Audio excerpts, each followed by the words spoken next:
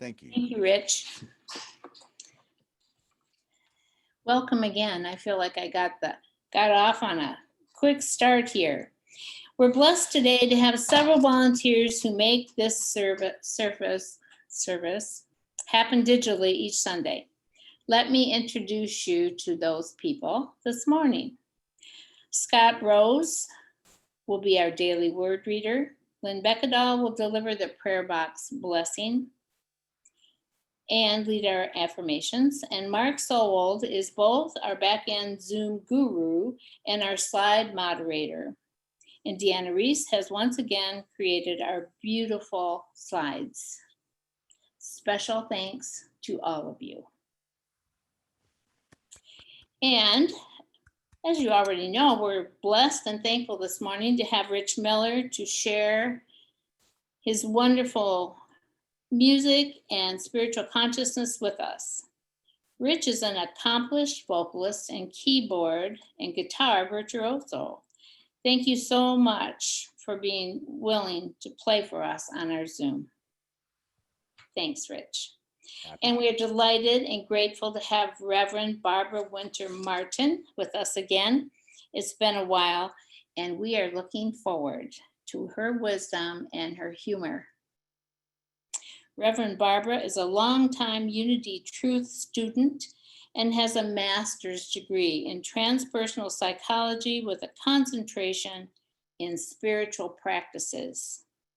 She has the ability to weave psychology and spirituality together in a way that facilitates profound healing and personal growth. Since retiring as a minister of Unity Central Minnesota, she continues to guest speak and work with individuals in her private counseling and healing practice. Welcome back, Barbara. I'm sure we're going to benefit from your message today entitled How to Sleep Well in Challenging Times. We certainly can't deny that these are indeed challenging times we're in. So before we get started, a few reminders. Unless you have a role in today's service, please keep your microphone on mute until the end. Likewise, if you're going to be multitasking while you watch the service, please turn off your video so as not to distract other viewers. Those controls are in the lower left-hand corner of your Zoom screen. Finally, please refrain from using the chat feature during the service as it distracts from the music and the message. So thank you. Now get comfortable and tune out any distractions and let in the love and the light. After the service, you're welcome to stay on to say hello to other Unity members and guests during our online social time. Your mics will then be unmuted. So at this time, we would like to welcome anyone who's watching our Zoom Sunday broadcast for the first time. Please join me in this special blessing. Together, we offer you peace, love, and friendship. We bless you, and we are glad you're here.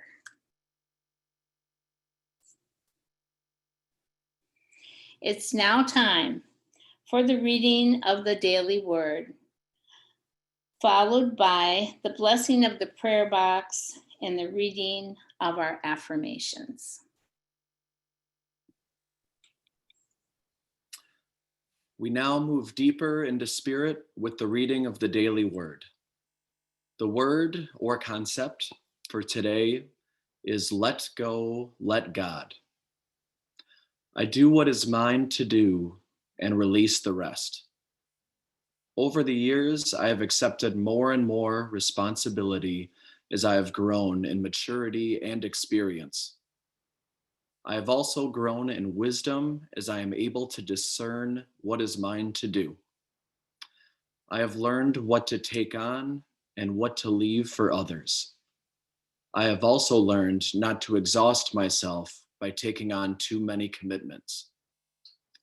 Perhaps most important, I know when to use my will and determination to make things happen and when to let go. I recall times in my life when I felt frustrated that events did not unfold the way I had expected. I can now see how they unfolded perfectly, often in ways better than I could have imagined. I now let go easily, trusting in that perfection. The scripture reading is from Acts 17, verse 28. In him we live and move and have our being, as even some of your own poets have said, for we too are his offspring. Again, the word for today is let go, let God.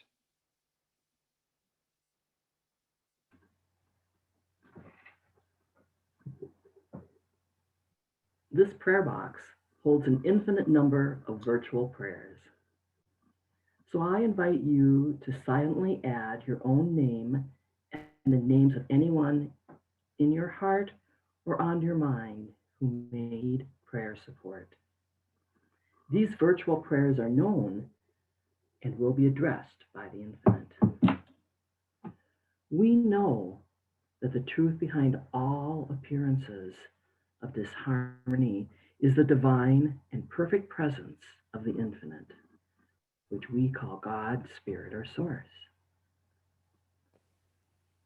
We call forth within all people the wisdom and strength, the love and peace, the wholeness and vitality of this perfect presence. We affirm that the requests in our prayer box and in our hearts and on our minds are being resolved in divine timing for the highest good of all concerned. We send light and love not only to these people and circumstances, but to our community, our country, and our world. May the love of God enfold us. May the peace of God uphold us. May the wisdom of God inspire us and help us to know in our hearts that all is well. And so it is. So please join in our affirmation today for Sunday, February 21st, 2021. I am unbounded joy, peace, light, and love. Just breathe in that for a moment. And our affirmation for our spiritual community, we give thanks that Unity of the Valley is in a prosperous, thriving, inspired, connected community. We are growing spiritually and manifesting our dreams and goals in an energy of love, peace, and joy. Namaste.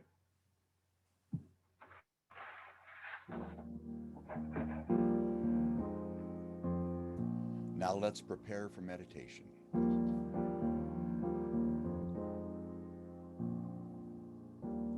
You can find a way to be more free. All you need to do is choose to listen to your heart. You can see the world from a different point of view. You can focus on the love that is there inside of you and listen to your heart. Just listen to your heart.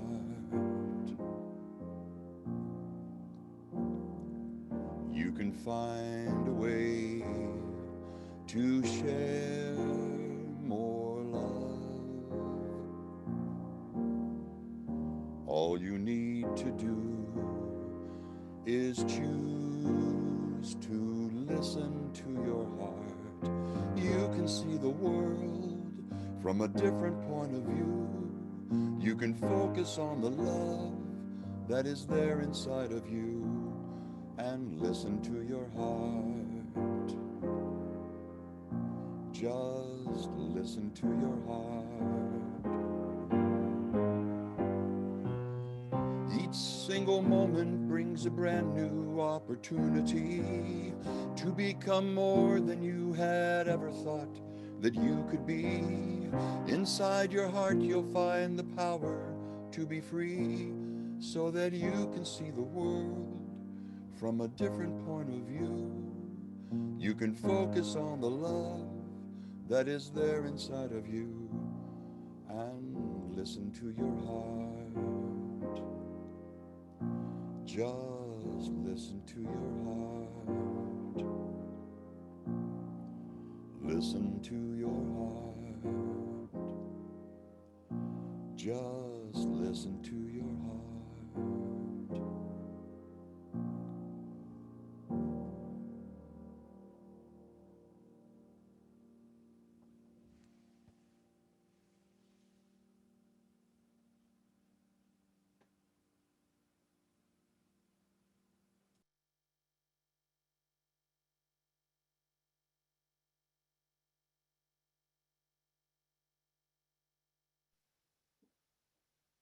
Take a few gentle breaths now and get comfortable in your seat.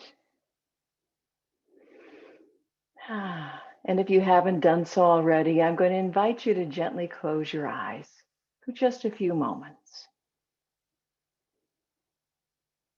And as you continue to gently breathe, know that this is the perfect place for you to be right now, right here, having this experience.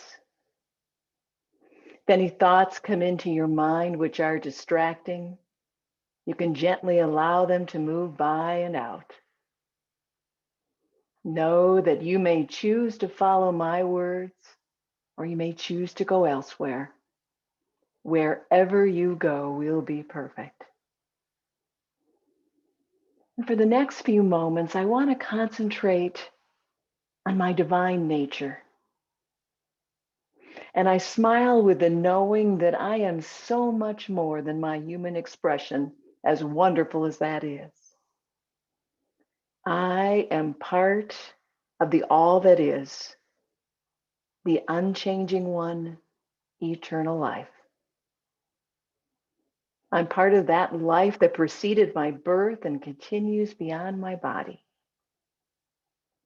And as I simply let these words wash over me, there is a recognition, a relaxation as I resonate with truth. For what my mind may not comprehend, my heart recognizes and resonates with. My heart knows a higher vision of myself. It knows me as a being of light.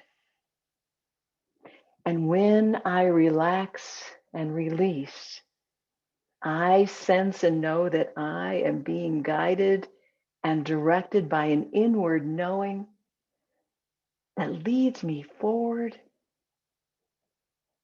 an inward knowing that I am strong and whole, that I have everything that I could possibly ever need, a knowing that I am courageous and have an inner strength that propels me forward to personal success, however that might look for me. My heart knows that I am so much more than my circumstances and my challenges. I am unbounded joy. I am peace as deep as the ocean. I am infinite love. I am the creator of my experiences. You are one with the one all that is. And you live in an infinitely abundant universe where all things work together for good. You are deserving of magic and delight in your life. And the universe is always, in all ways, conspiring for your good. For life happens for us, not to us. And as a divine expression of universal intelligence, all that is, source, God, creator, whatever name you prefer, you were born into a magnificent human body. Your body is composed of trillions of cells, each with an intelligence that allows them to work together in amazing harmony, producing tissues and organs and systems that allow you to get around here on planet Earth. Your body was so beautifully created that it included a self-healing capacity. When you were young, you saw the cuts and scratches heal quickly. If you broke an arm, you experienced the mending of bones. And although our body runs on external fuel, that being food we eat and water we drink, it is the spiritual fuel within us that moves the healing along. The spiritual fuel within you is love. That love is part of your divine inheritance. It is the energy that springs forth from within you. It is the loving vibration that returns harmony to any irritated, injured, or compromised cells, organs, or systems.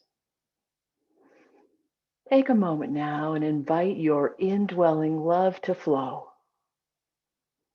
Feel the love within you surrounding your heart space.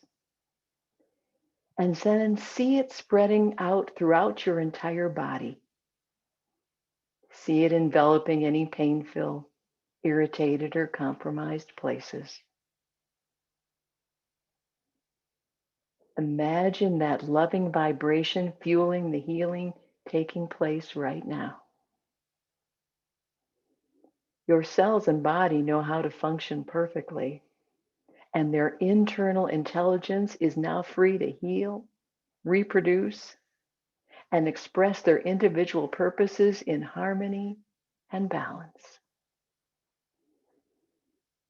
And anytime I want to raise my conscious focus to a higher level, I simply relax, become present, breathe, and reflect on these truths. Everything is good and of Godness. Everything is good and of Godness. And we are extensions of that Godness. We are the creators and meaning makers of our experiences. So therefore, I am unbounded joy, peace, light, and love. And so it is. So I just invite you to take a few gentle breaths and feel that life energy flowing through you, all the way out to the tips of your fingers and the tips of your toes. Feel that energy flowing perfectly. And then when you're ready, gently open your eyes, feeling alert, yet relaxed, energized, yet at peace.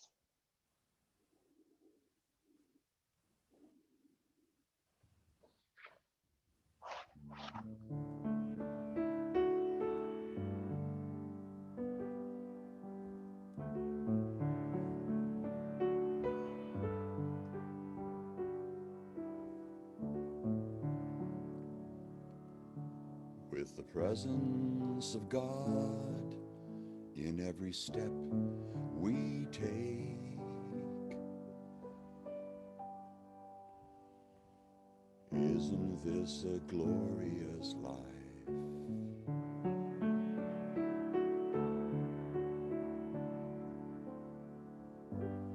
Think of all the things in life for which to be grateful.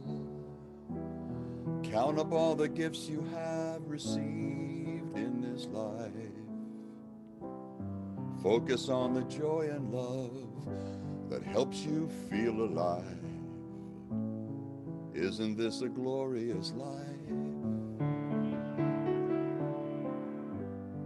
All of your experiences, even the hard times, everything has helped you learn the wrong from the right. Helped you find your way to be the one who you are now. Isn't this a glorious life? Isn't this a glorious life? Isn't this a glorious life? With the presence of God in every step we take. Isn't this a glorious life?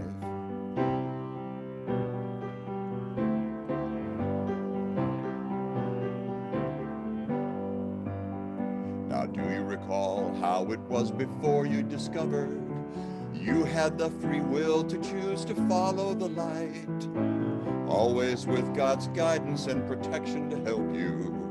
Isn't this a glorious life? Isn't this a glorious life? Isn't this a glorious life? With the presence of God in every step we take. Isn't this a glorious life? There may be some who will dwell upon the sorrow and complain about the pain, but the darkness must always give way to the light, and the sunshine make rainbows after the rain. Oh, isn't this a glorious life? Come on. Isn't this a glorious life? With the presence of God in every step we take. Isn't this a glorious life? One more time. Isn't this a glorious life? Isn't this a glorious life? With the presence of God in every step we take. Isn't this a glorious life? Yeah. Ah, thank you, Rich. That was wonderful. It's good to remind ourselves it's a glorious life, isn't it? Especially, the challenges that people have been sharing with me over the past year, because all of us have been impacted. Some of us in major ways, and some ways have been less impacted, but everybody's had some impacts. And most people were telling me the ways they were impacted were financially. Some people lost jobs, uh, you know, some serious financial issues. There were people that shared with me they had health issues. Some of them are related to COVID. Some of them were not. They were just the other health issues that came to visit them. And then some of them told me that, mentally and emotionally, it was challenging for them. And, and as I was contemplating that, and I was thinking, we're blessed because in Unity, we've got some great principles, don't we? We have some fabulous principles that tell us that, that everything is godness, that we're extension of that godness, that we're these divine creators. And if you've got these great principles, it works really well. But if a stressor comes and these principles and these ideas are in your head, but they're not down in your heart yet, they don't work so well, do they? It's like everything that we need to practice ahead of time. That's why we have spiritual practices, because it isn't just to read a good book and go, oh, now I know it all and I just have a great life. Sometimes I wish it was that way, but it's not. So what it is it invites us to, we have lots of wonderful practices we do in Unity that help us get there. And then when something happens that's unexpected, that sends us into some kind of stress, we then can call on those muscles that we've built up over time to serve us well. It was a good example yesterday. Some of you may have heard there was a 777 airplane in Colorado that had 240 people on board, and the right engine ended up in people's yards. Good news, the plane turned around, everyone landed. But the reason that it did that is because, as I'm not a pilot, but I understand pilots practice a lot. They go and they have simulations and all kinds of things. And what will happen if this happens? I will plan to do this. And they plan and practice and practice and practice, because you really don't want your pilot, when your engine falls off, to go, geez, I wonder what we should do. What do you think? That's really not going to work well, is it? So what happens is he has practiced ahead of time. I learned this kind of it's an odd way, but it's true. Back, my first job out of college was at the Arrowhead Juvenile Center in Duluth, Minnesota. I had done 6-month internship there, and then eventually I got hired. And on my second day on the job, I was working the swing shift, and the night person called and said, could you stay a little bit late? Because she was running late. I said, sure, no problem. So on a shift that was not supposed to be mine, 3 young men decided to break out. And so they took me and took my keys, because I had the keys to help them break out. And they were so nervous, though, they broke the key in the lock. So now I'm stuck with 3 young men who want to leave, and me, and 1 young man had a knife at my neck. And it was a pretty intense moment. And at that time, one of the other young men, not the man holding the knife, thankfully said, well, forget it, cut her, kill her. These are not words you want to hear. Obviously, it ended well. But at the moment, I was trying to figure out what to do. And because at that, I am not trained in jujitsu, there is no way I could fight off these 3 young men. And so I did what I had always said, and I practiced that I would do. And my apologies, going forward, you'll understand in a minute here. So I started to flail, and I went limp. So the guy with the knife was kind of having to hold me up. And then they might not get it. So I said, I have epilepsy. My apologies to anyone who truly has a seizure disorder. But it worked, because what happened is they stopped focusing on the words of that young man who I didn't want them to pay attention to, and they started paying attention to me. And it gave enough time that the other person who was in the facility at the time came, and he was the other correctional person, and he pulled the broken key out of the lock, used his key, and let them go. And then he said, but you're not taking her. It all worked out well. But I practiced. And so I learned very young that if you practice something ahead of time and something stressful happens, it really can serve you well. And I was thinking of the principles, and I was thinking of people who were telling to me about their prosperity challenges.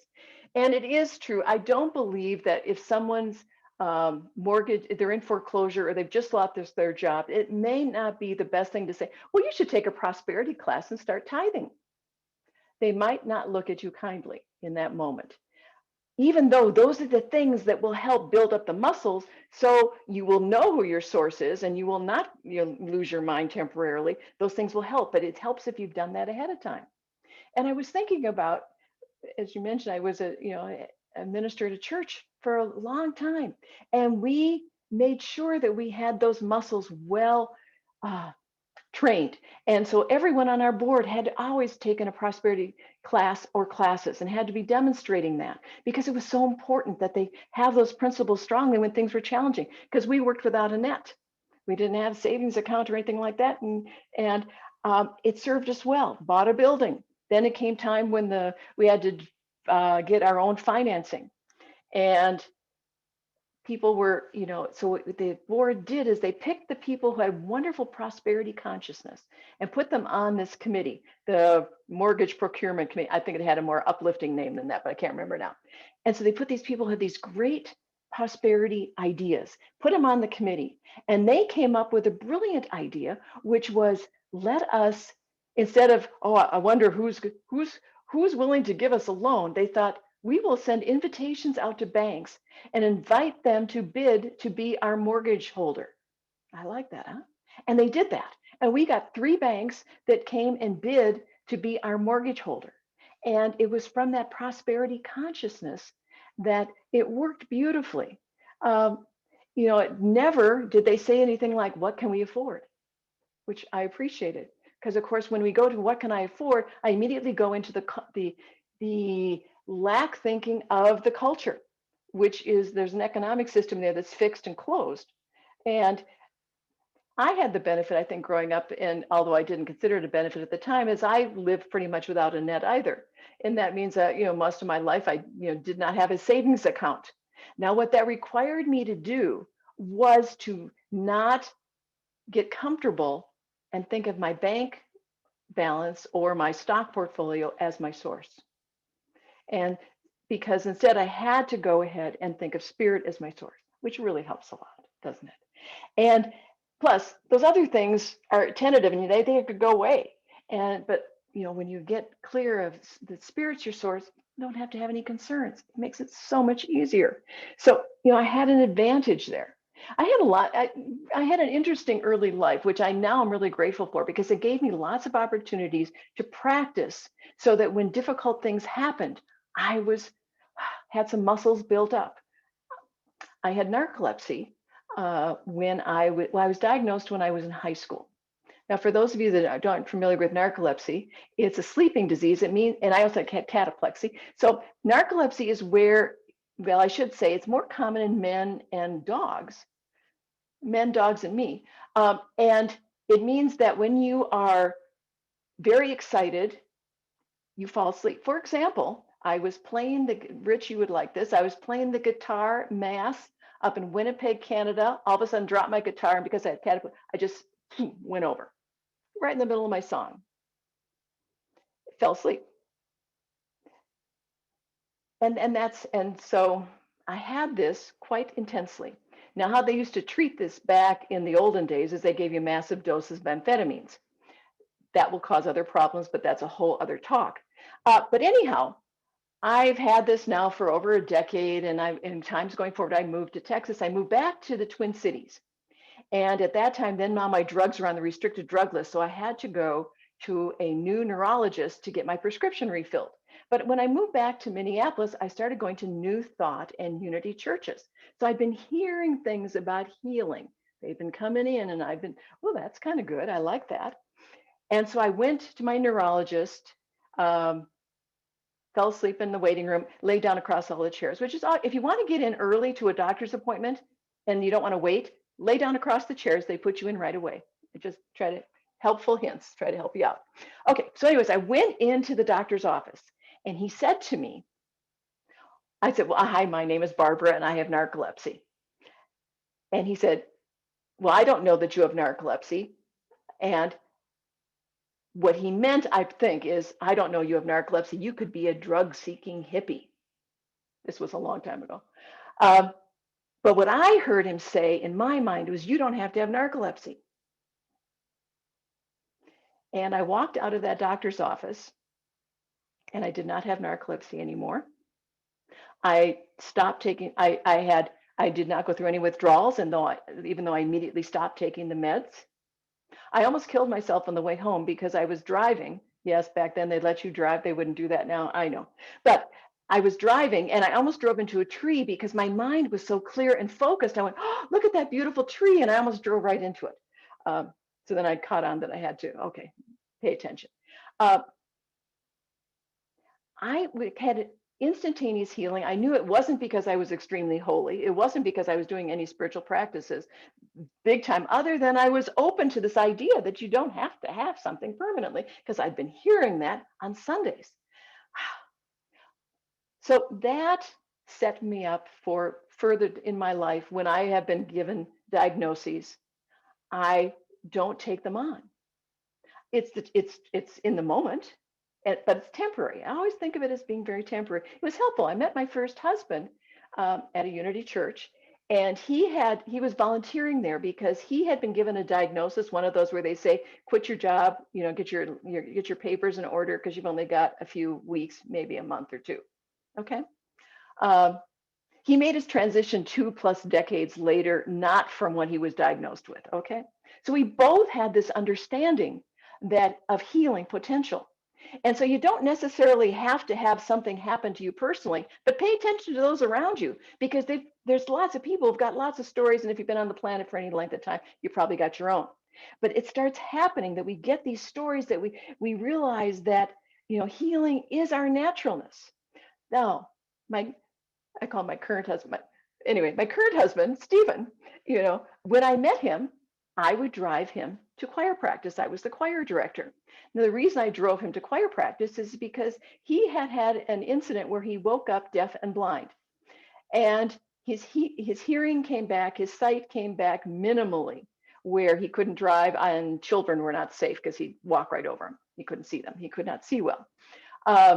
And yes, if you've ever noticed, occasionally when I would come down to the Unity of the Valley, Stephen might be driving. So obviously things have changed. And so he learned that, and it took years for him to get back to that point. But we now know there's not an intellectual thing, it's a heart thing, that we know that healing is our naturalness. And an example, this is a few years back, and a friend who I hadn't seen for a few years said to me, well, how's Stephen and how's his cancer? And I kind of, I was a little bit of superiority in my, I said, well, you have him mixed up with somebody else. Stephen didn't have cancer. She goes, well, no, he did. I remember. I said, no. And we're starting to argue. And then all of a sudden it clicked in. It was like, oh yeah, he did. That is how much we have learned not to take things on and hold on to them. I had totally spaced out the fact that, yeah, he had that diagnosis and he had done his work through it and didn't have it anymore. Also happens, then he got a couple more, when he got diabetes, he got some other stuff too, and doesn't have any of that now. Then doesn't mean, it means we have that potential to move beyond our diagnosis. It doesn't mean we ignore them, but when you get a lot of experiences of that, then when something happens, we aren't so frightened. So when I have great respect for the COVID virus because I have respect for it. I don't fear it, but I have respect, like I would have respect for anything that shows up that requires my attention. But that's it. And I have to work to stay out of the fear of it. So, but those are the muscles that we build up. So now it gets easier over time. So when a new diagnosis might show up or be offered to us, we go, okay, is that accurate for us now? And if it is, it can be temporary. And then I was thinking, we got the prosperity, we got the health. And then probably the overarching thing that I was hearing the most from people though was mental and emotional stress that they were feeling. Because, and again, I learned early on, thanks to my early life, that if you're hungry, angry, lonely, or tired, they tell you never to make decisions. And I would say, add into that, that if you're in fear as well, not a good time to make decisions. And I know that well because I used to have a lot of righteous indignation. In fact, righteous indignation for me was a good day. At least I was better than somebody else who thought differently than me. I was young and dumb. It's okay. But because of the things that happened in my life, it required me to evolve, which I'm really grateful for. And it doesn't mean that I don't become angry anymore by any means. In fact, this week I was supposed to fill out computer forms are not my favorite thing, especially the ones that require you to go to another website to gather information, then bring it back. So I found myself running between rooms, going to two different multiple computers to try and fill out this form. And I was getting frustrated. Frustrated is anger. It's just, it doesn't sound so. And my husband said to me in that moment, as I'm going from room to room, and you can kind of see the steam coming out of my head, he said, calm down. I was too far gone. There are sometimes when you're too far gone and somebody tells you to calm down, not helpful. You better duck then. But anyway, moment he said that, I knew it was like, oh, thank you. I am out of my mind. And that's, I'm in my right mind and then I go out of my mind. And then the goal is if you don't live alone, you've got somebody else to help you come back into your right mind again. Never have two people go out of their minds at the same time. It's really messy. But anyway, so it's when I'm feeling that anger or when you're feeling frustration or fear, we don't make decisions simply because we know that the means is the end. If there's fear in the decision I'm making, the outcome is going to produce more fear, isn't it? And if I'm not happy and I'm perturbed while I'm making a decision, probably the choice I make is not going to make me feel any more peaceful. We just kind of know that. So I'm mindful of my practice to help me stay sane most of the time, then, is to mind what is coming in. What is the information that's coming into me, whether it's from people, and that means that I have a limit on how long I can be around crotchety people. I don't know if you do. And I love the crotchety people, but the danger is that if I am with them for beyond my certain amount of time, depending on who it is, I will start joining them in their energy, and I really don't want to be crotchety. So I'm mindful of the input that comes in. I'm mindful of what I see on television and other things that come in, so that I can be secure in knowing that I can stay at the highest viewpoint best as I possibly can. So I'm mindful of what comes in, And then the other part of my practice is I'm mindful of what goes out. And so my practice is to share something if it is two of three things: true, kind, helpful. And the reason I say 2 out of 3 is because truthful is a really high bar. Truthful, in my definition, does not mean that I have an algorithm that agrees with me. Truthful means I know it. And mostly what I know is what I know firsthand, or what someone else has shared from their firsthand experience. Then I know that that is true for them. And so that, but most of the times the things I need to share have to be then helpful and kind. And that's a pretty high bar. And I endeavor to stay there because it helps me feel better. And it helps me when other input comes at me, for surprise input, that I'm well prepared. I love what Charles Fillmore says of fear, because I think fear is really underlying all these other stressful emotions, or anger. He says, fear is one of the most subtle and destructive errors that the mind in man experiences. And then in his language, fear weakens the virile life and the feet stumble. Yeah. But so what do you do with the fear then if it's coming in? Because fear is a human emotion. And so what I want to do is make sure that I don't resist it. I want to move into non-resistance. And here I would say for me, not denial, pretending, suppressing, those are resistance. So those, I can't use those. Spiritual bypass, where I say, oh, it's all good and of God, and therefore the feelings I have are not real. That's resistance. Trying to make the fear go away. How do you make fears go away? Well, some people use adult beverages. There are all kinds of ways that we can go and try to make our fears go away. Or judging that I have fear and that it's wrong for me to have fear. That's resistance too. So what we're invited to do with fear in the practice is just be with it. Don't give it too much energy. Just be with it, embrace it, move into non-resistance. And then all those other, the divine within us comes to the fore then, doesn't it? And we find solution and we find ways to move on out. But if you're busy resisting, then I'm not paying attention to what's already the wisdom that's in me. And there was a wonderful TED Talk. It was by Dan Gilbert. And it's called The Surprising Science of Happiness. And he said that if you win the lottery or you become a paraplegic, now how many, I would rather win the lottery than become a paraplegic. I think most of you would feel the same way.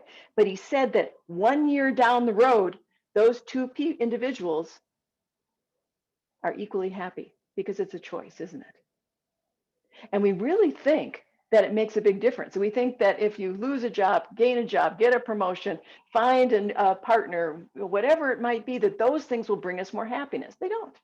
It really makes no difference. In fact, the study on life trauma said that with few exceptions, that what happened 3 months ago has no impact on your happiness now. Interesting. Nothing new. Adam Smith said back in 1759, the greatest source of both the misery and disorders of human life seems to arrive from overrating the difference between one situation and another. That means to me that there's not that much difference between wonderful and interesting. Interesting is my neutral for things that are not my preference usually. But there really isn't that much difference unless we put it on there. And that is reassuring to me for some reason. So I guess kind of in conclusion, if you're finding that there's an area that you're susceptible to chaos with, whether it's your prosperity or whether it's your health or whether, whatever it might be, or your mindset, that we have wonderful practices we are invited to do on an ongoing basis and do right now, so that when the next interesting thing comes that we had not expected, we will be ready for it. I think of my favorite story, which is the old mule, which I don't relate to, but anyways, I like the story, the old mule and the old farmer. And of course, what happens in the story is the old mule falls in an old dry well. And the farmer feels bad for the mule. The mule is not happy either. But he decided that because it benefited, probably better to just, let the mule go, cover up the well, and be done with it. Probably the mule did not, well, the mule did not agree. Anyway, so the farmer got his neighbors and they went and they got dirt and gravel and so forth and started pouring it into the well. And the idea being to put the farmer said he was putting the mule out of his misery. But anyhow, and then close it off. Well, so now imagine the mule is down in the bottom of the well, and of course the gravel's coming in with little rocks and things, and it hurts. Plus, the mule is pretty traumatized because it's in a well. And what it naturally does, of course, is shake, because when something lands on it, it shakes, and the dirt and the rocks fall to the bottom of the well, and he steps. And then he continues to do that, and there's a little voice in the mule that says, keep shaking and keep stepping. So they keep pouring in the dirt, keep pouring in the gravel, it lands on him, he shakes it off, and he steps up. And now he's got a mantra going, he's got a practice going. So pouring the dirt in, the mule's shaking it off and stepping up. And of course, as the story goes, more dirt, shaking it off, stepping up, and eventually the mule shakes off the dirt and steps up over the top of the well. And, so for me, that's a good reminder that sometimes when things come, it's like, what is my shake off? What is mine to do? And to just stay with that. And with that, good things will come, and I get to create what my next moment will be. So my wish for you this week is that whatever the external circumstances that come into your life, you can shake them off, step up, and be the loving expression that you are. And so it is. Thank you, Barbara. I really like a lot of the stories, in fact, all of the stories that you told, but especially the ones that focus on that inner knowingness, where if something that you don't particularly care for comes your way, you can just sort of say, well, maybe that's a temporary situation that I'll buy into temporarily, and maybe it's one I won't even buy into at all, but I'm certainly not signing up forever to something I don't want. But I like that inner knowingness, and that's what this song is about as well.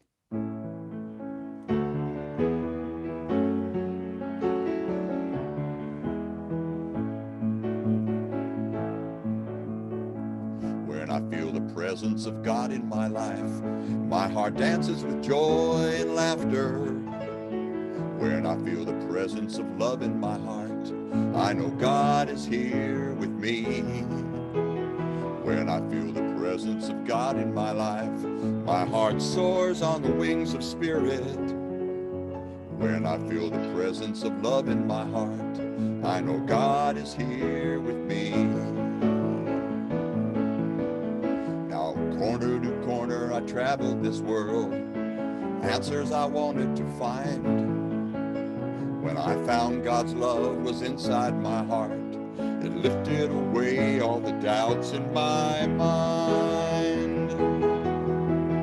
When I feel the presence of God in my life, my heart dances with joy and laughter. When I feel the presence of love in my heart, I know God is here with me.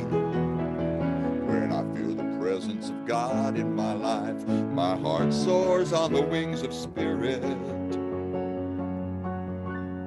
When I feel the presence of love in my heart, I know God is here with me. Now, moment to moment, I live in God's light, grateful and happy to be. I face every day with my heart full of joy, looking for spirit in all that I see. And oh, what a wonderful feeling I have found with this inner knowing. God's love is all around us, always there inside the heart. And from this love, He'll never part. When I feel the presence of God in my life, my heart dances with joy and laughter. When I feel the presence of love in my heart, I know God is here with me. When I feel the presence of God in my life, my heart soars on the wings of spirit.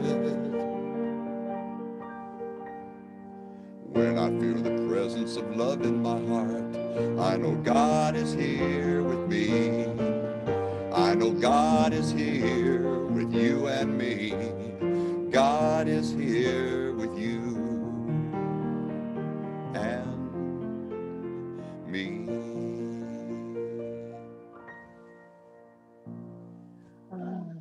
Thank you.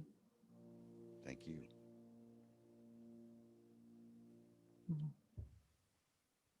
Wow.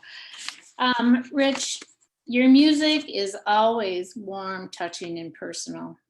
And thank you today. You gave so much in this service, and reminding us that this is indeed a glorious life was a wonderful reminder.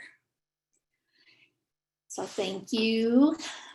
And Barbara, my goodness, your meditation was absolutely beautiful. And so I could have turned off my computer and just gone on with a wonderful day just from that beautiful meditation. It was just meant so much to me. And your message was so meaningful to me because you were my first prosperity teacher in Unity. And your story about your narcolepsy, I have repeated to many people and really taken that to heart. For 20 some years now, when it comes to fearing things and deciding I'm not having any of that. Sometimes it goes, sometimes I just have to work through it longer, but it's a wonderful message about prosperity. And I don't know what happened to the how to sleep, but just knowing all that stuff is going to help us to sleep better, I'm sure. And I thank you very much for everybody. It was very good. Thank you. So now about prosperity, we are going to consider now our love offering. All of us who are fond of Unity of the Valley are immensely grateful for your monetary contributions and participation in our services to keep our spiritual community alive and as well as possible during this pandemic period. We still have more expenses than you may realize to maintain our beautiful building for our return. Let's know that as we give our time, talents, and treasure with gratitude and an open heart, we are naturally affirming both our own prosperity and that of Unity of the Valley. We'll read the love offering affirmation together, and then you'll have time while Rich sings "My Gift Goes Forth" to consider your love offering. You may make your contribution after the service by mailing a check to the center or via the donate button on our website. Please join me in this love offering affirmation. Together, divine love flowing through me blesses and multiplies all that I give, all that I receive, and all that I am.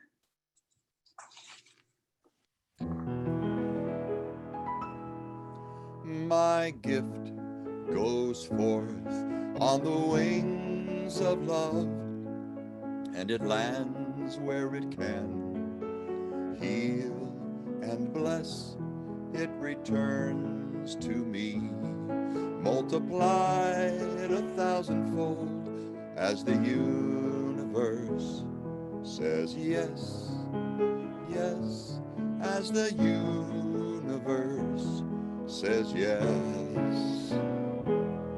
My gift goes forth on the wings of love, and it lands where it can. Heal and bless, it returns to me, multiplied 1,000-fold, as the universe universe says yes, yes, as the universe says yes.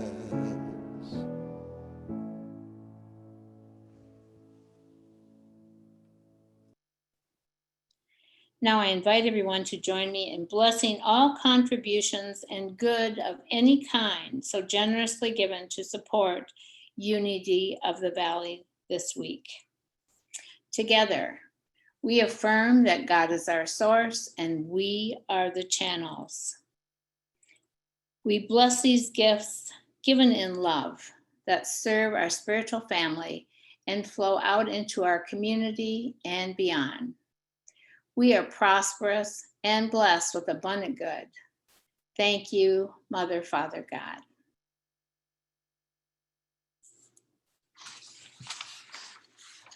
So, thank you. And now we have announcements. So hang in there a few more minutes. The first one is join the free live meditation every Tuesday morning at 11 a.m. on Unity of the Valley's Facebook page. The same beautiful half-hour guided and silent meditation is being offered simultaneously at Unity Village and other Unity centers all over the world. And every Wednesday night from 7 to 8:15, you can join Lynn Woodland's Miracles course via Zoom for a donation of any amount to Unity of the Valley per class. You may take any number of classes you like.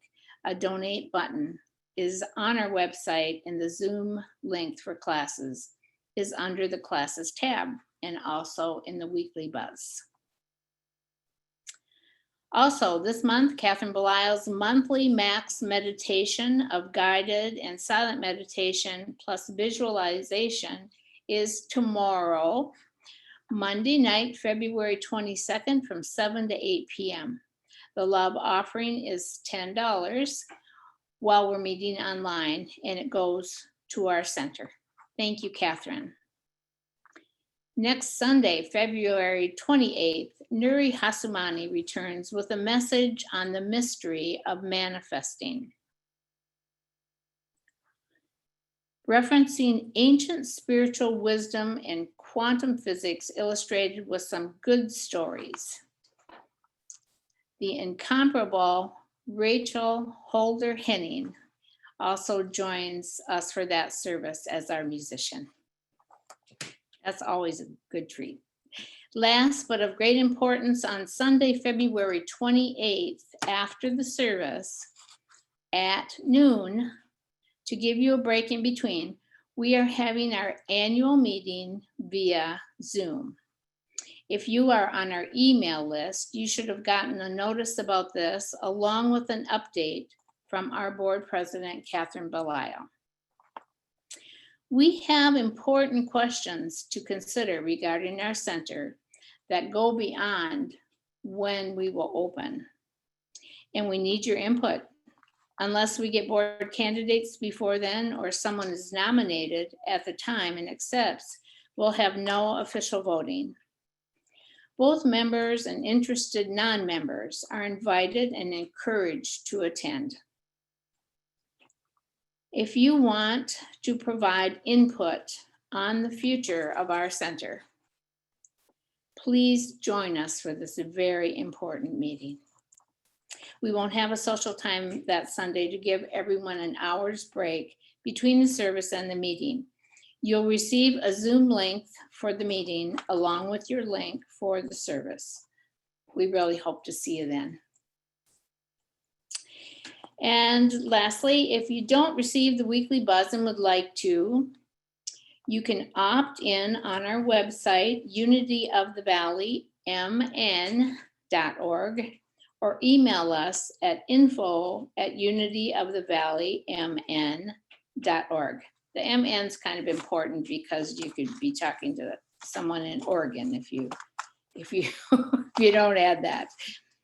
So you may submit prayer requests for our prayer chaplains at the same email address or ask for a prayer chaplain to call. We also encourage you to subscribe to our Unity of the Valley YouTube page and to give us a like on our Unity of the Valley Facebook page, and visit our website and learn more about us. We are connected, aren't we? So with that, we end our service with the prayer for protection. And please join me.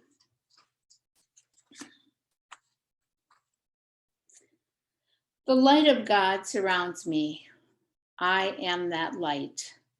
The love of God enfolds me. I am that love. The power of God protects me. I am that power. The presence of God watches over me. I am that presence. Wherever I am, God is. Wherever God is, I am, and all is well. Thank you all for joining us today. Be well and connected with Unity. If you'd like to be a part of the Zoom social after the service, just stay logged into the meeting after our closing song and say hi to your Unity friends and guests. Thank you. Namaste. All right, this closing song, the verses are fairly the same. The key word is all that changes, and they're all based on Barbara's focus for the day: love, peace, abundance, and joy. So many of you know this. I'll remind you how it goes. I'm standing in the middle of love, and I shall not be moved. I'm standing in the middle of love, and I shall not be moved. I feel this love inside me, and I've got God's love to guide me. So I'm standing in the middle of love, and I shall not be moved. Peace. I'm standing in the middle of peace, and I shall not be moved. I'm standing in the middle of peace, and I shall not be moved. I feel this peace inside me, and I've got God's love to guide me.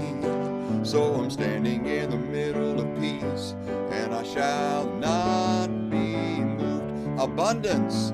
I'm standing in the middle of abundance, and I shall not be moved. I'm standing in the middle of abundance, and I shall not be moved. I feel this abundance inside me, and I've got God's love to guide me. So I'm standing in the middle of abundance, and I shall not be moved. All right. I'm standing in the middle of joy, and I shall not be moved. I'm standing in the middle of joy, and I shall not be moved.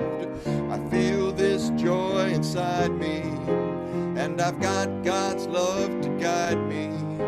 So I'm standing in the middle of joy, and I shall not be moved. Do love once more. I'm standing in the middle of love, and I shall not be moved.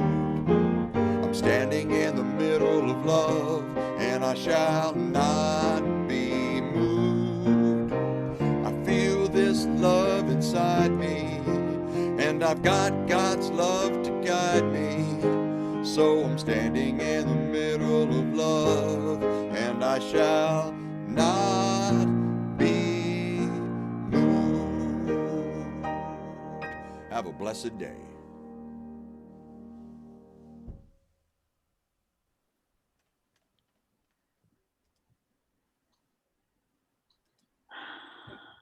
That's my favorite. I love that song. Thank you, Kathleen. I love it. Yeah. Oh my gosh, guys, what a